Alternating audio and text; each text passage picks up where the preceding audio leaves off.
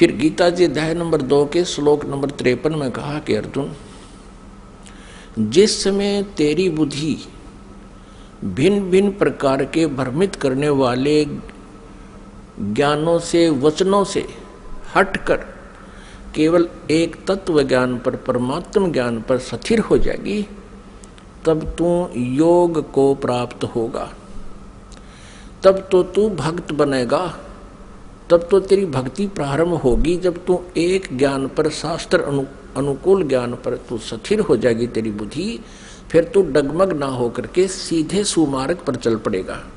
फिर जितने भी कदम इस भक्ति सफर में रखेगा वो तेरे शुभ होंगे, लाभदायक होंगे।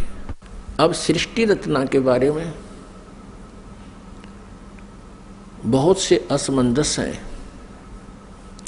जैसे जैन धर्म के व्यक्ति, श्रद्धालु, आचार्य, मुनि, वो कहते हैं कि इस सृष्टि का कोई रचयिता नहीं, कोई इसका संहार करता नहीं, अनादि है, अपने आप बनती है, अपने आप ये चलती है। ऐसा ही नहीं, और भी बहुत से श्रद्धालु हैं। कोई कहते हैं विष्णु जी ने इसकी रचना की है, जैसे अब पीछे हम बता चुके हैं। इसके विषय में आप जी को विशेष डिटेल से बताएंगे। परमेश्वर कबीर देव जी का जो प्रसंग चला था कि ये पूर्ण परमात्मा है, पूर्ण ब्रह्म है, कंप्लीट गॉड है, ये विश्वास आप जी को नहीं हो सकता जब तक हम इनके गुणों से परिचित नहीं होंगे। और गुण कहाँ होते हैं? उनके जीवनी में, उनके इतिहास में लिखे होते हैं। जैसे विष्णु जी, श्री शिव जी, श्री विष्णु जी, श्री ब्रह्मा जी, इनकी जानकारी भी इनकी जीवनी में, इनके इतिहास में लिखी है, पुराणों में। और परमेश्वर कबीर जी की महिमा सूक्ष्म वेद में लिखी है, सूक्ष्म वेद में। आदि शंकराचार्य जी के इतिहास में दास ने पढ़ा, उन्होंने भी सूक्ष्म वेद का समर्थन किया है। आदि शंकराचार्य ने कहा है कि 4 वेद, ऋग्वेद, यजुर्वेद, सामवेद और अथर्ववेद, ये तो अवेलेबल हैं, लेकिन सूक्ष्म वेद वो 5वां है। उसके विषय में उन्होंने कहा कि वो कैलाश पर्वत पे है। अब कारण क्या है कि 5वें वेद को इस काल ने, ब्रह्म ने नष्ट कर दिया, सूक्ष्म वेद को। उस सूक्ष्म वेद को देने के लिए परमेश्वर स्वयं यहाँ आते हैं, अपने सतलोक से चलकर, मुक्ति धाम से, सनातन परम धाम से गति करके यहाँ आते। उस छुपे हुए ज्ञान को जो काल भगवान ने, ब्रह्म भगवान ने नष्ट कर दिया, यानी छुपा रखा है, वो किसी तक नहीं आने देता। तो उस 5वें वेद को परमात्मा बताने के लिए आते हैं। उस 5वें वेद में लिखा है, और उस वेद को, उस ज्ञान को परमात्मा ने 600 वर्ष पहले अपने मुखारविंद से, अपने मुख कमल से बोला था।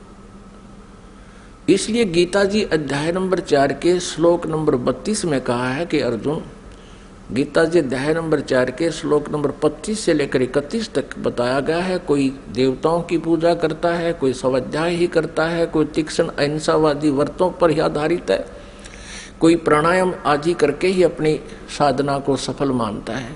ये इस आध्यात्मिक ज्ञान का, धार्मिक यज्ञों का, यज्ञ माने अनुष्ठानों का विस्तार से विवरण 4थे अध्याय के 32वें श्लोक में कहा है कि वो सच्चिदानंद घन ब्रह्म की वाणी में विस्तार से कहा गया है। यहाँ अनुवादकर्ताओं ने श्रीमद् भगवत गीता अध्याय 4 श्लोक 32 में अनुवादकर्ताओं ने ज्ञान न होने से अनर्थ कर दिया। उसमें लिखा ब्रह्मण मुखे, मूल पाठ में ब्रह्मण मुखे लिखा है, अनुवादकर्ताओं ने लिख दिया ब्रह्मण मुखे का अर्थ लिख दिया वेद की वाणी में। वो गलत लिख दिया, वो गलत अनुवाद किया है। ब्रह्मण मुखे माने सच्चिदानंद घन ब्रह्म की वाणी में, जो अपने मुख से, मुखे माने अपने मुख से मालिक ने जो बोली है, उस मुख से बोली हुई वाणी में विस्तार से कहे गए हैं। और वो है कबीर वाणी। ब्रह्मणे का अर्थ यहाँ इन्होंने गलत कर दिया, वेद लिख दिया।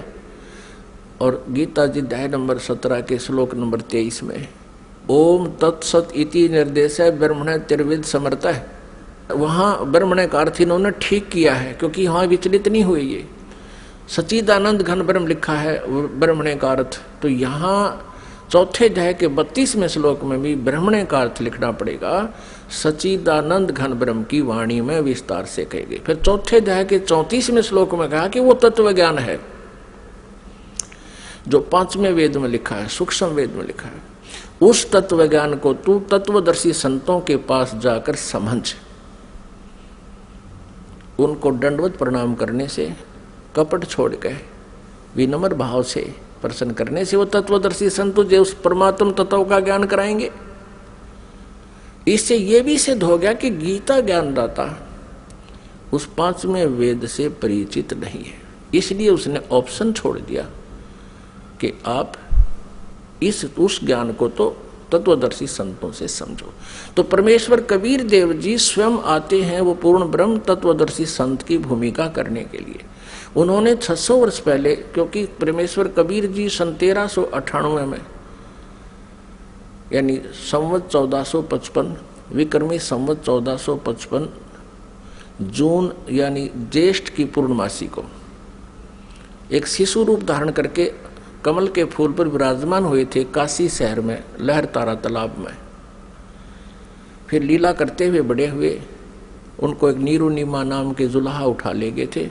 उसी व्यवसाय में मालिक रहने के कारण वो परमेश्वर जुलाहा धारणक कहाए। उन्होंने 600 वर्ष पहले अपने उस सूक्ष्म वेद में लिखा है, बताया है, उसको ये दास अब अपने शब्दों में परमात्मा के ज्ञान को आप तक पहुंचाना चाहेगा। परमेश्वर ने बताया है कि सबसे पहले केवल अकेले पूर्ण परमात्मा थे, कबीर देव थे। वो अनामय लोक में रहते थे, अनामय, और परमात्मा अकेले थे। उसके बाद परमेश्वर ने अन्य 3 लोकों की और रचना की। अकय लोक से नीचे वाला अनामय लोक कहो चाहे अनामी लोक कहो, अकय लोक कहो। अकय लोक से नीचे अगम लोक है, उससे नेक्स्ट अलख लोक है, और फिर उससे जो तीसरा स्थान नीचे सत्यलोक है जिसको सनातन परमधाम कहते हैं। और सत्यलोक में परमात्मा सत्य पुरुष नाम से विद्यमान है। एक ही परमेश्वर ने अपने अन्य 3 रूप और बनाए। तो इस प्रकार प्रत्येक लोक में परमात्मा अलग अलग नामों से, अलग अलग स्थिति से स्वयं ही विराजमान हुए। अब सतलोक के अंदर सृष्टि रचना प्रारंभ की। अपने आत्माओं, जैसे केवल पृथ्वी लोक पर ही, इस पृथ्वी ग्रह पर ही सृष्टि जो है विद्यमान है, और अन्य ये जितने ग्रह हैं, मंगल ग्रह, बुध ग्रह, ये शनि ग्रह, ये सब खाली पड़े हैं।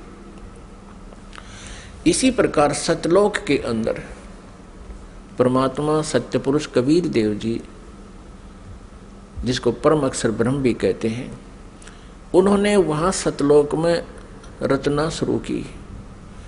एक वचन से 16 द्वीप बना दिए, 16 द्वीप, और फिर एक एक वचन से एक एक पुत्र की उत्पत्ति कर दी। उन 16 पुत्रों को प्रत्येक द्वीप में रहने का आदेश दे दिया, और अपने उन 16 पुत्रों में से एक पुत्र का नाम अचिंत है। अचिंत से कहा कुछ समय के उपरांत आगे सृष्टि रचना करो।